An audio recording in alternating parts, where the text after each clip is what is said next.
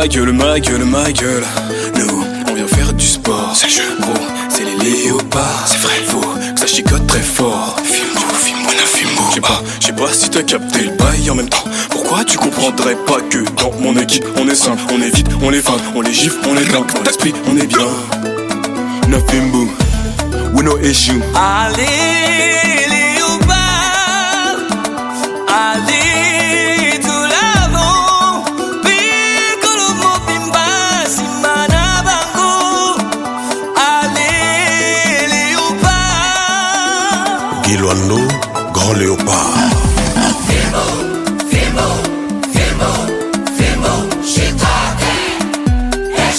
Sergent Condé, équilibre.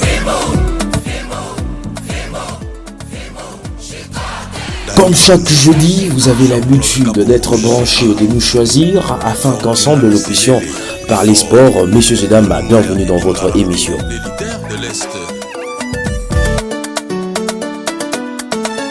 Alita Chamala.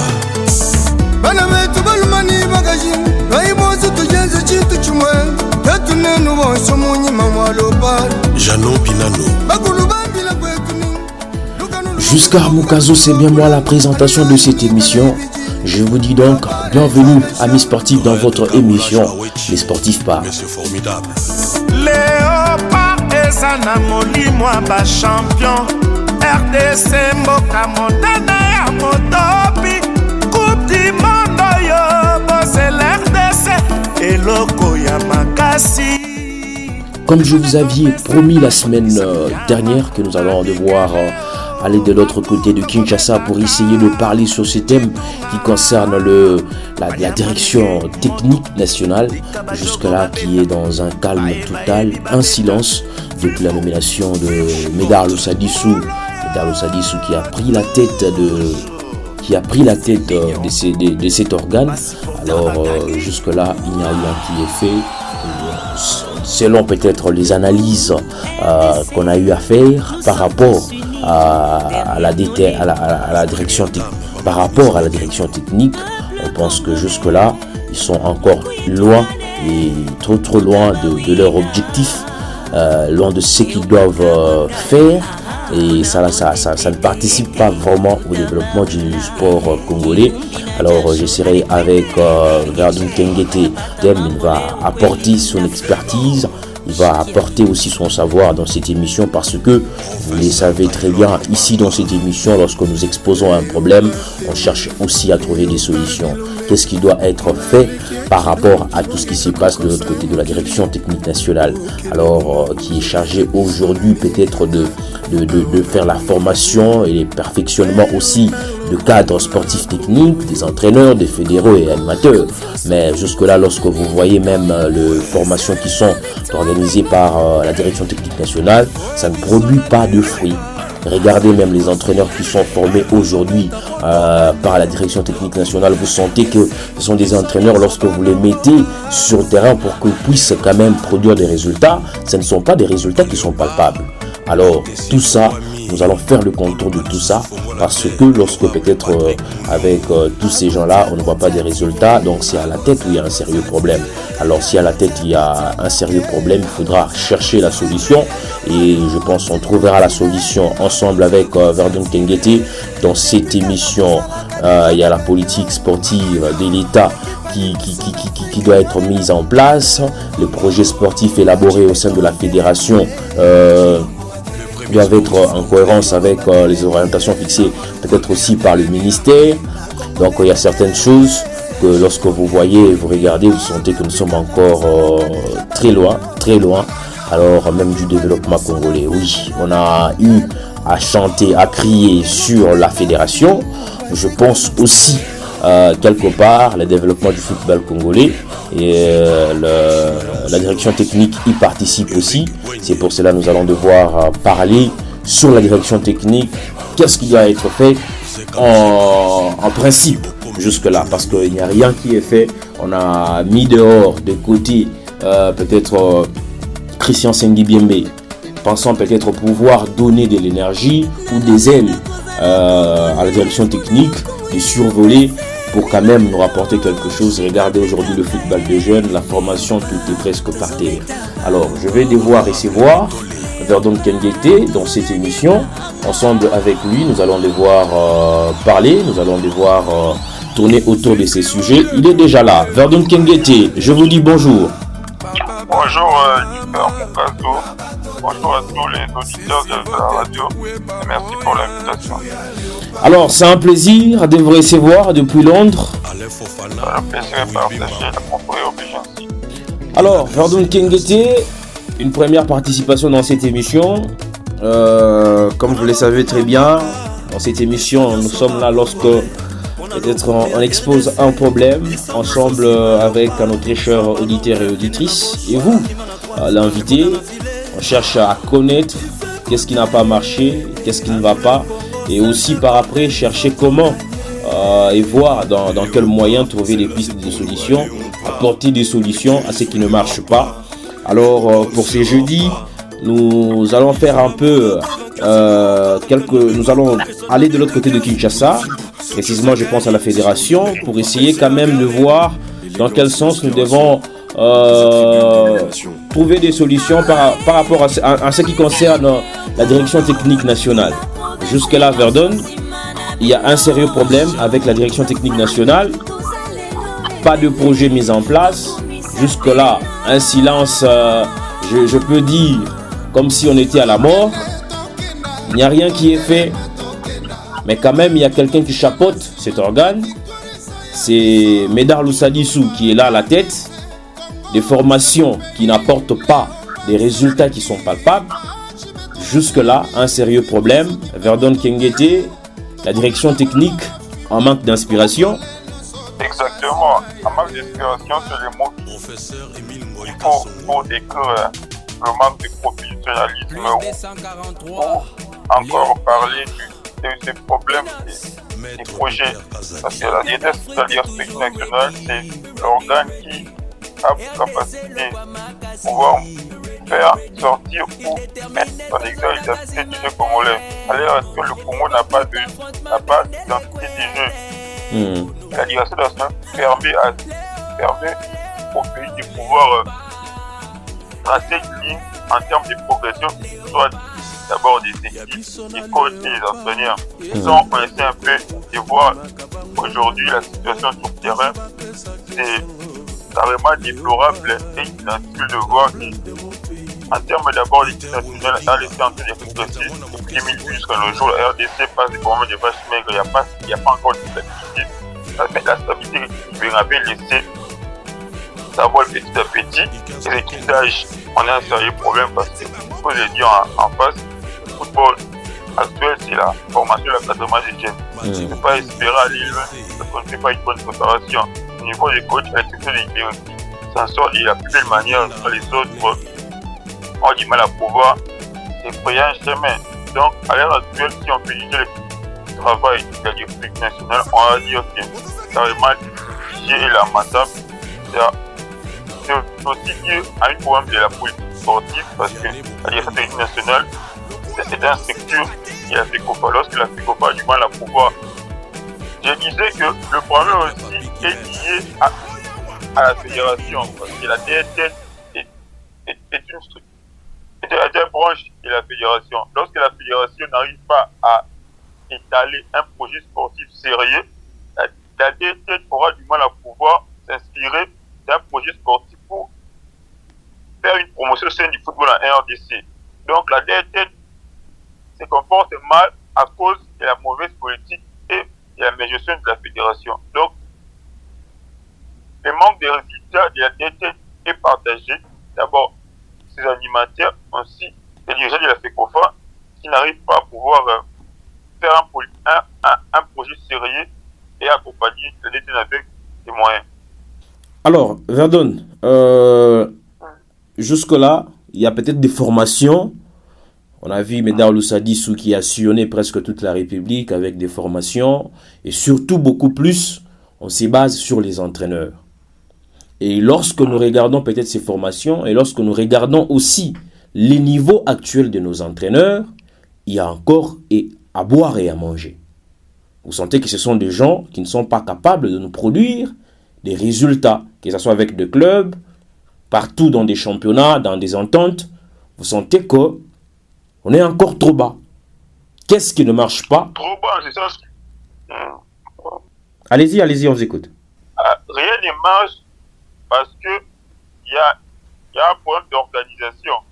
Déjà, lorsque vous voulez aller loin, il faut être ambitieux.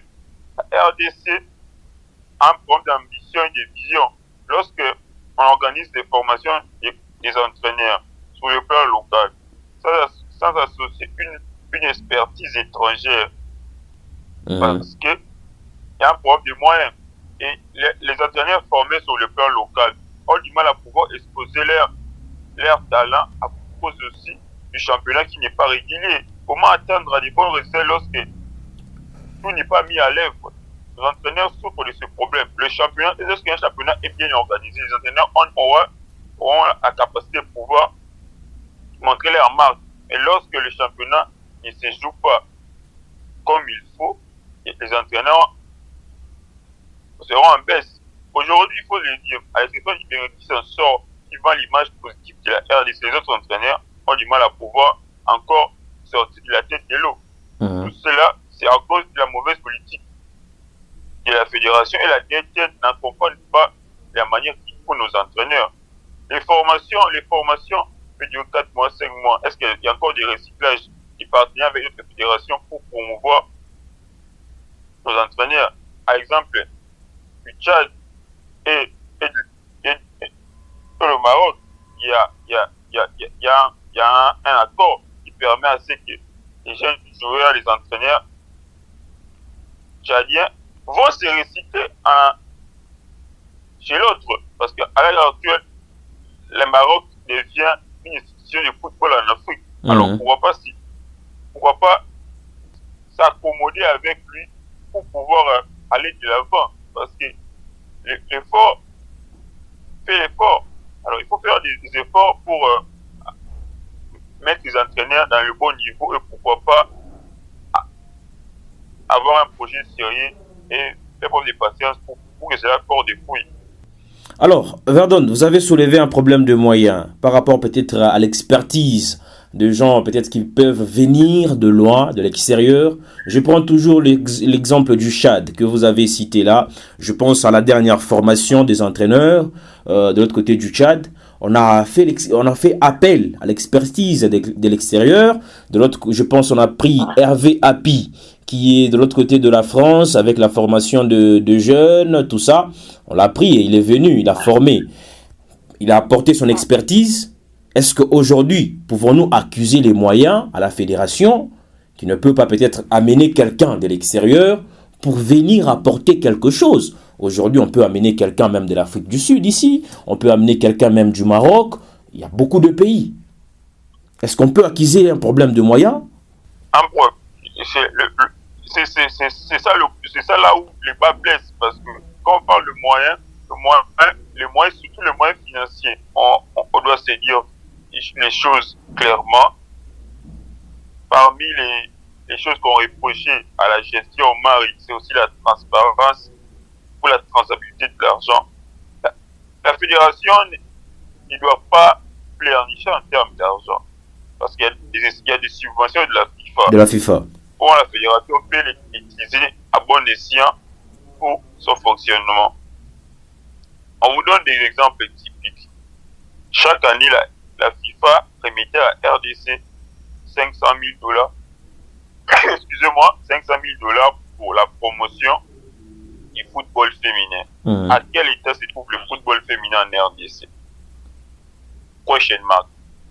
Parlons encore de certaines épopées qui viennent.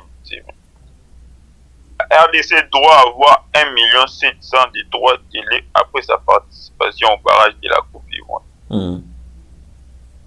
La RDC a droit à 250 000 après avoir été éliminée du CHAN dernière.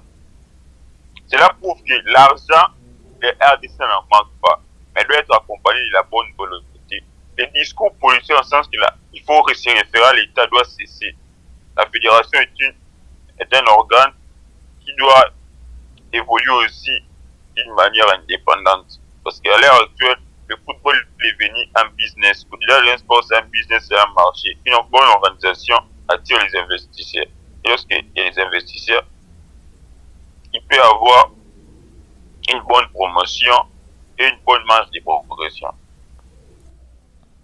Alors, Verdon, par rapport à tout ce qu'on a essayé quand même de pingler par rapport à la direction technique, pour vous aujourd'hui, qu'est-ce que nous devons faire? Qu'est-ce qu'on doit faire réellement pour essayer quand même de changer les choses? Moi, pour l'instant, je pense que je l'ai bien dit et je continue à dire, les élections de la FEFOFA vont donner un nouveau vont dessiner l'image qu'il faut à la fédération. Parce que Media Lussadissou a accusé ses limites. Et on ne peut pas tirer sur Lussadissou sans voir les hiérarchies. C'est-à-dire, à cette terre ici, le football congolais est à terre. La solution, c'est avoir les élections. Et à les élections, on pense que le prochain président viendra avec un projet sportif sérieux, avec des têtes sportives, une vision sportive pour la promotion du football en RDC. Donc, à l'heure actuelle, moi je pense que si on commence à tirer ou bien à dire une démission, nous sommes pendant la période du comité de normalisation, on va voir qu'est-ce que ça va donner, ensuite. Mais je pense que la solution viendra des élections. Les élections, on espère que le renouvellement de la classe dirigeante permettra à ce que nous puissions se faire une idée. Le football congolais va aller, et pourquoi pas, l'émergence ou encore le recrutement. Alors, vous venez de dire là que non, Media Lussadissou a montré ses limites. Est-ce réellement vrai? Parce qu'on l'a vu, il a entraîné ici le jeune académicien de Don Bosco, il a passé un peu du temps, il a sillonné un peu la République, il connaît quand même quelque chose. Mais comment est-ce que ça n'a pas marché avec lui? Mais quand il y a des limites, dans le sens que sur le terrain, il n'y a pas de résultat. Parce qu'on évalue l'effort d'une personne sur terrain. Et sur terrain, quel impact aujourd'hui la RDC a avec le travail de la direction technique nationale? Et nous avons un sérieux problème avec le football féminin, où on joue souvent la fédération. Et le football de jeunes. Qui n'existe presque pas.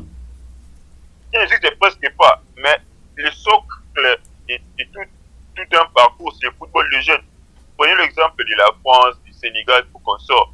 Ce sont les tournois des jeunes qui a permis à la France de pouvoir gagner la Coupe du Monde, parce que les joueurs se connaissent, il y a des automatismes, mais le groupe est homogène. Même l'exemple actuellement le plus récent de la Coupe du Sénégal. Lorsque le Sénégal commençait avec Diambar, Génération Foot, Centré d'Aguequeur, Gérard, tout consort.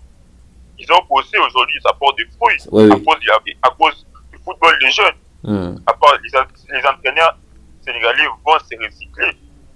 À la FFF, ils sont quand même à jour. Et sur le terrain, aujourd'hui, sur le marché, le Sénégal montre de quoi il est capable. Et un aspect important sont les anciens joueurs. Les anciens joueurs sénégalais sont dans la fédération, ils accompagnent les jeunes. Et vous voyez même les résultats sur place. Aujourd'hui, quand on parle de football, même football de jeunes en Afrique, la référence c'est le Sénégal. Il y a des académies, et tout cela est accompagné par des résultats. Le Sénégal aujourd'hui nous dit sa loi.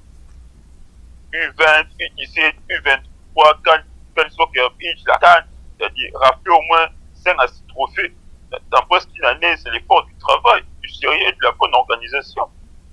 Donc la RDC a un problème d'organisation, un problème d'homme. Il s'allie certainement j'ai beaucoup de respect pour le coach, il a fait ses preuves au pays, mais assumer la casquette d'un DTN n'est pas facile. C'est différent d'un coach simple. Il faut avoir une vision et c'est accompagné par une bonne équipe, les moyens qu'il faut pour faire bien son travail. Et on se connaît bien que quand on parle des limites, il se dit que la fédération ne l'aide pas convenablement. Aujourd'hui, nous sommes dans le monde est devenu un village planétaire. Il faut des connexions. Surtout le monde du football, c'est plus en plus un réseau. On ne peut pas évoluer lorsqu'on n'a pas assez de contacts. On vise haut, nous devons chercher à travailler d'abord notre image et aussi s'associer avec le fort. Donc on peut dire aujourd'hui que Lousadis manque de vision, parce que vous avez souligné un problème de vision par rapport à l'homme qui peut diriger cette branche-là de la fédération, la direction technique. Alors on peut dire que Lousadis manque de vision. Exactement, il n'y a pas de vision, pas un visionnaire. Parce que Lousadis, je disais que le manque d'une vision sérieuse et des ressources financières adéquates ne permet pas à DTN de pouvoir faire son travail. Et donc, nous devons mettre à la disposition de la DTN des moyens et les dirigeants de la DTN doivent être une personne consciente qui connaît bien les réalités du football congolais et porteur d'une vision sérieuse. Alors, qui selon vous aujourd'hui peut prendre cette place?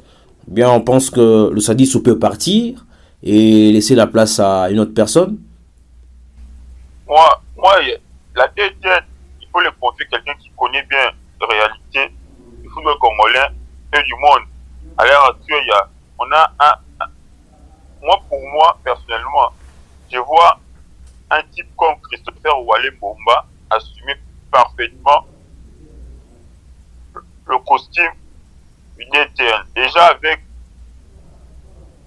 sa casquette d'entraîneur adjoint. Oui, de l'équipe nationale. Nous a pu amener les ballons, ce sont les efforts de Christopher Wale, ce que les gens n'ont jamais souligné. Donc, je pense qu'avec son aide d'un recruteur et sa bonne vision et surtout sa philosophie de travail, Wale peut être un beau DTN et pouvoir redorer le besoin de la RDC. Mais je pense lui aujourd'hui évolue aussi dans la discrétion. Je pense qu'il n'aime plus s'approcher des choses de la fédération. Il est toujours du côté Matadi là. Mais certainement parce qu'il n'y a pas une bonne organisation.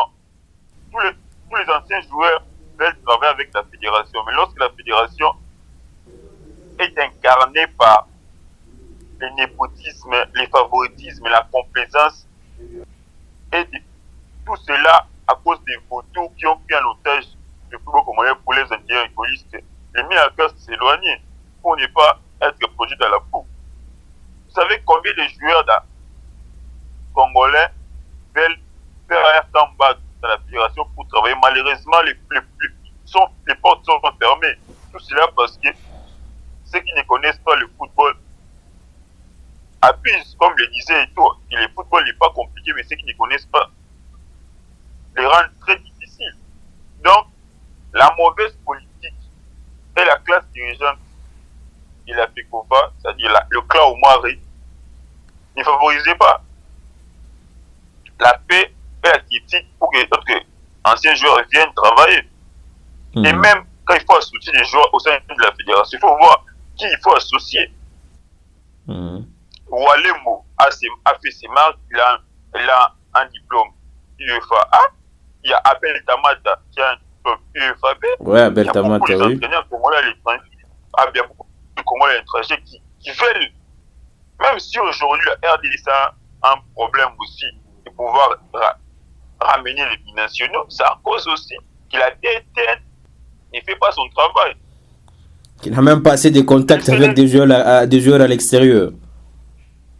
Oui, on n'a pas un bon scooter. Moi, il y a un joueur congolais qui évolue ici à Midesbourg. On a eu le temps de parler avec lui, Civi, qui me parle qu'il veut jouer pour la RDC, il n'a jamais été contacté. Et pour passer par la fédération, il y a toujours faut passer derrière les gens. Une fédération sérieuse, pas nécessairement qu'il faut appeler, non. Il y a un scooter, vous laissez le scooter peut aller chercher le joueur. C'est pas qu'il faut passer par des gens pour une invitation à la fédération. Et d'ailleurs, aujourd'hui, on a de meilleurs scooters ici en République démocratique du Congo, qui sont de l'autre côté de l'Europe et qui encadrent la jeunesse comme pas possible. On ne fait pas appel à eux. Mais on ne fait pas appel à eux. D'abord, la RDC n'a pas un ambassadeur sérieux qui peut aller donner un discours franc pour appeler les nationaux. Le problème d'un scooter aussi qui sera à disposition du sélectionneur. Donc je pense que nous sommes encore, excusez-moi le terme, mais nous sommes encore en bas de l'échelle. Nous devons se surpasser et mettre des idées et mettre des projets sérieux pour remonter la pente. Parce que la DTN, c'est aussi le cerveau moteur d'une fédération. Lorsque la DTN fonctionne parfaitement, nous verrons les résultats sur le terrain. Et lorsque la DTN est en bas, rien ne va marcher. Donc, les résultats de la RDC ou la bonne impression que la RDC peut donner en termes de football et l'image des efforts de la DTN. Donc, moi je pense que la DTN doit parfaitement jouer son rôle et surtout être bien accompagnée. Alors, Verdun Kongete, est-ce que ça ne sera pas important peut-être d'organiser, parce que beaucoup de gens aujourd'hui, que ce soit nos clubs, que ce soit l'équipe nationale elle-même, il y a un sérieux problème. On ne connaît pas peut-être, on ne reconnaît pas peut-être les valeurs d'un scooter, d'un véritable recruteur. On ne reconnaît pas. Est-ce que ce n'est pas peut-être important de chercher comment organiser de formation avec l'expertise extérieure, comme vous l'aviez souligné à l'entame de cette émission, pour quand même essayer d'inculquer quelques valeurs et aussi quelques informations par rapport au scooter aujourd'hui. Presque dans tous les grands clubs, on retrouve un scooter qui peut sillonner le monde pour chercher des talents, pour dénicher des talents. C'est possible, c'est juste une question de la volonté. Et moi, je l'ai dit, nos clubs n'aspirent pas à la grandeur. La section de Mazembe qui se démarque du lot. Parce que lorsque un club qui n'a pas de centre de formation, qui n'a pas un scooter, qui n'a pas un recruteur, qui n'a pas un manager, nous évoluons encore dans ce qu'on appelle avec le Congo le football amateur. Nous devons aspirer au professionnalisme aujourd'hui, mais c'est s'imprégner les réalités du terrain ou ce que propose le marché. Un scooter, un recruteur, le centre de formation, tout cela va permettre à une équipe de progresser. Et donc, moi je jette le fleur à Mazembe, qui garde bien sa forme et son poste, même si les résultats à l'heure actuelle ne sont plus présents. Mais en termes d'image, en termes d'institution de football, Mazembe, c'est la référence en RDC. C'est à l'autre équipe de pouvoir emboîter les pas. Travailler en termes de la durée, avoir un projet sportif et surtout les animateurs. Parce que je parle des animateurs parce qu'on sait bien qu'il n'y a pas de mauvaises troupes et de mauvaises chefs. Lorsque nous avons un leadership fort, les résultats vont suivre. Alors, Verdun, nous sommes presque à la fin de notre et aussi à la fin de dans quelques minutes, ça sera la fin. Avant peut-être de clore complètement notre émission et aussi par rapport à ces sujets, quelle est peut-être votre dernière analyse par rapport à ces sujets de la direction technique? Moi, ma dernière analyse, c'est tout Congolais veulent voir la RDC rayonner sur le football africain. Et tout cela passe par la préparation. Parce qu'on ne peut pas construire un château dans les nuages. Il faut aller pas à pas. C'est-à-dire amener un projet sportif sérieux avec des personnes qui ont l'amour du pays, des sportifs surtout. Parce que quelqu'un qui connaît mieux la discipline peut travailler pour sa progression et pour son évolution.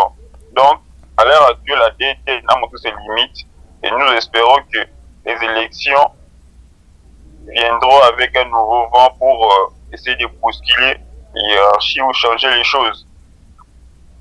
Mais là, Luis Adissou reste un bon entraîneur, je le répète, mais malheureusement, la costume dont il enfile d'un DTN à l'heure actuelle sur le terrain, il n'y a pas de résultat.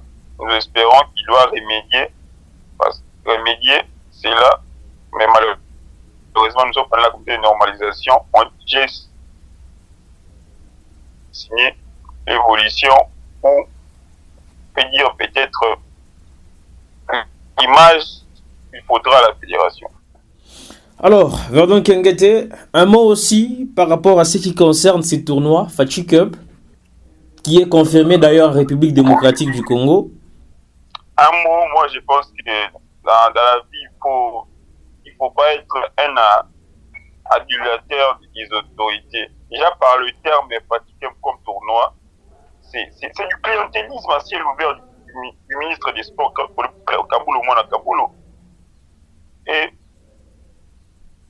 est-ce que l'opportunité du tournoi? Vous savez, dans la vie, il faut être sérieux. Le ministre, lorsqu'il était journaliste, tirait à bout pour pourtant sur les autres ministres. Et aujourd'hui, à l'œuvre, on sent que sa première décision phare au ministère, c'est un tournoi qui doit faire le populisme du chef de l'État. Et parler des sélections U20. Non, mais c'est pour encadrer la jeunesse. Encadrer la jeunesse, mais malheureusement, quels sont les atteinants et l'aboutissement de cette compétition? Et le deux, on n'a pas de championnat. On organise un tournoi pour jouer à la fédération, ou bien on viendra l'emporter. On a essayé de dire des choses. On organise parce que, attention à être ridiculisé, étant un pays hôte. Il y a 8 nations. Nous allons accueillir des visiteurs. Des visiteurs dont leur championnat se joue et leur équipe d'âge pour avoir les pressions sur le continent. Et nous, à l'heure actuelle, nos Léopards Events ont du mal à pouvoir se frayer un chemin.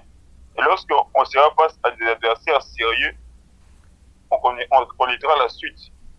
À moins l'imprévu, parce que le football était le domaine par excellence des surprises, mais quand on va analyser sur terrain, même sur papier, les équipes U20 et l'Afrique centrale sont bien organisées, bien affûtées, bien outillées que la RDC à l'heure actuelle. Donc, encadrer la jeunesse, on ne refuse pas. Mais l'opportunité de tournoi et les noms font chasser la toile. Et surtout, venant d'une personne qui est reconnue comme expert ou promoteur à celui du Djalelo. C'est catastrophe. Alors, mon frère Verdun Kengete, c'était quand même un plaisir de vous écouter, de vous entendre. Une très belle émission en tout cas.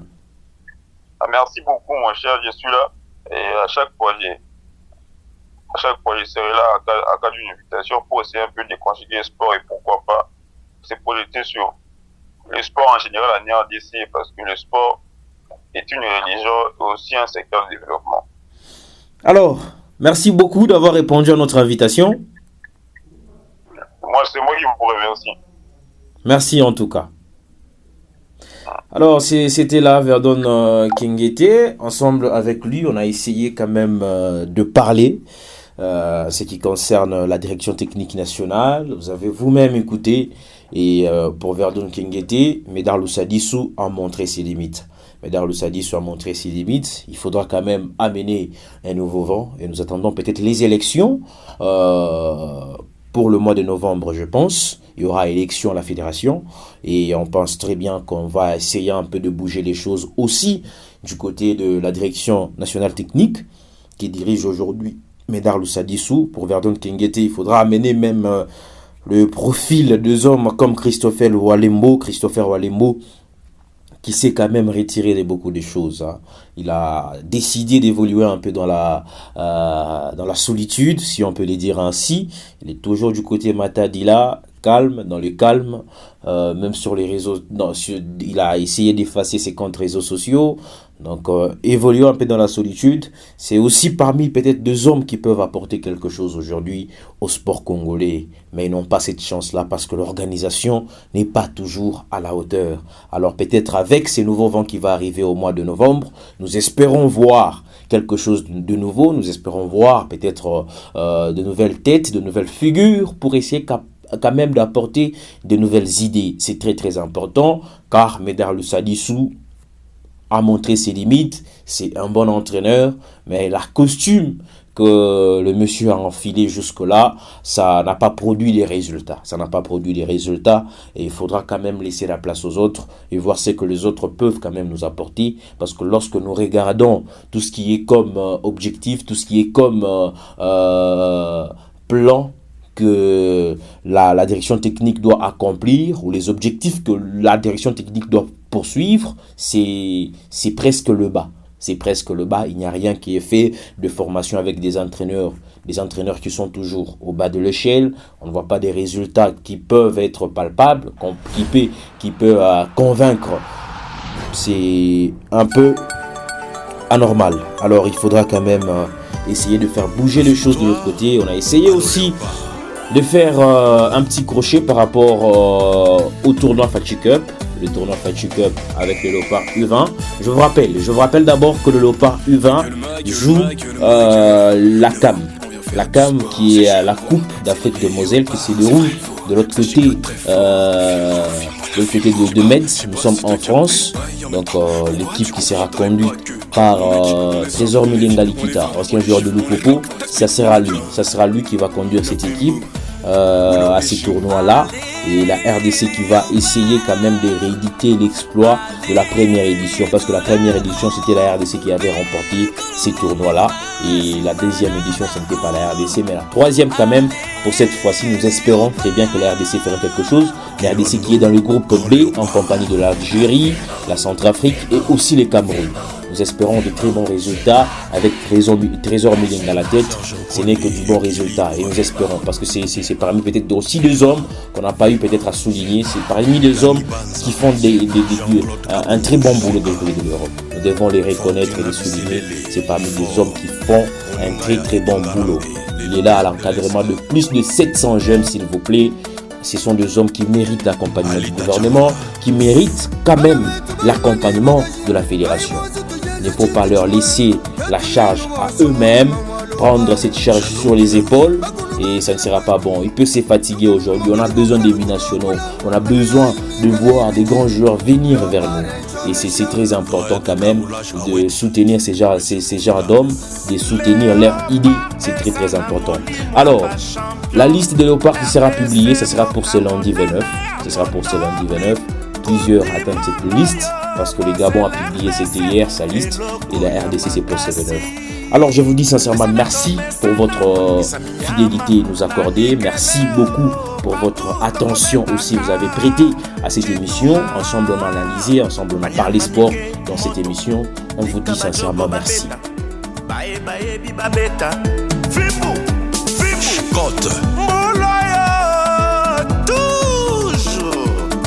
C'est mignon.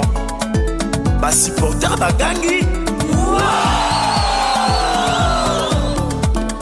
Vous étiez nombreux à donner de votre temps pour nous suivre, messieurs et dames. Nous vous disons sincèrement merci. Merci pour votre fidélité nous accorder. Jusqu'à Mokazo, c'était moi à la présentation de cette émission. J'ai reçu pour vous Verdon Kengete depuis Londres, de l'autre côté de l'Europe. Je vous dis sincèrement merci et surtout, n'oubliez pas d'être heureux chez vous. Au revoir. Pata mambo leo kweli na fimo Shikia Bintu. Professeur Taylor Lubanga. Léopard Tembe, Léopard Bilombe, Maleki Akidumu Kibongeka Kokosa yo mokili. Okende bongo bozonga ya biso na linzanza awa na Kongo ye. Léopard lokumwa Kongo.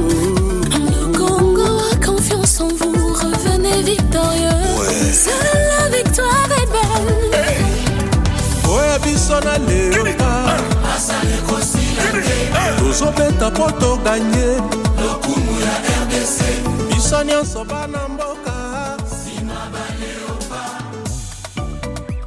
Baléopard porte-esi efongwami toluka lisusu fongola te honorable Patrick Munyomo Akoti attiré marqué Cédric